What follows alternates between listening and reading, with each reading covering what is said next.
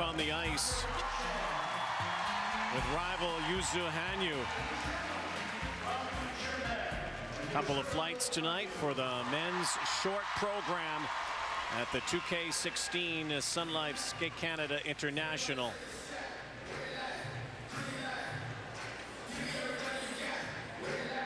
And Patrick Chan and Yuzuru Hanyu head-to-head here.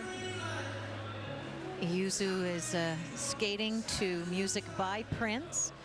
He will be going for 2 quads in his program, 1 quad loop, and he was the first to land it. He did that recently in Montreal at the Autumn Classic.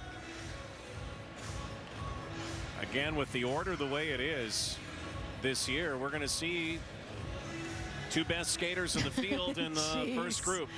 Crazy.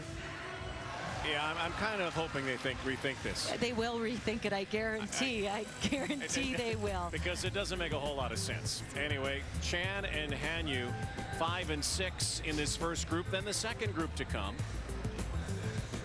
Liam Ferris will skate then, and Kevin Reynolds. Right. This is the first time Kevin Reynolds has done a Grand Prix season in 3 or 4 years. He's had a terrible time in the past, boot problems, ankle problems, hip surgery. Remember, it was Kevin that and his performance that helped Canada win a silver medal in the team event, and he was the first man to do 2 quads in a short program and did it at Skate Canada in 2010. Well, we talked about crazy. You know what has been crazy is how the bar has been raised so high in skating with the quadruple jump. We saw Elvis Stoico with Brian Williams. He and Kurt Browning, those were the guys that started the quad, and Elvis took it to another level, and now you've got to have an arsenal of about 4 quads. Yes, you do. And you know, top of the game is 2 quads in the short program and 3 in the free, but skaters are getting more ambitious, adding 4 and 5 quads in a free skate. But at the end of the day, you can only push it so far technically without losing something more artistically, and that's the challenge, and that's what Patrick Chan hopes to keep in this sport of figure skating, the blend. And there's a look at his triple axel as he warms up, the blend between superior skating skills and artistry and positions, as well as the quads. And what happens when you do a lot of quads, Rod, especially if you don't have a lot of experience doing them, takes a long time to set them up. So the skaters will skate in a straight line on 2 feet. It's sort of, they go into a holding pattern and do the quad. Yuzuru Hanyu does them out of nowhere. He can do the quads out of footwork, and that really differentiates the men from the boys. I talked earlier about watching Patrick Chan yesterday in practice, adding a quad salchow to his repertoire. I have never seen him do that before. I haven't even seen him try it.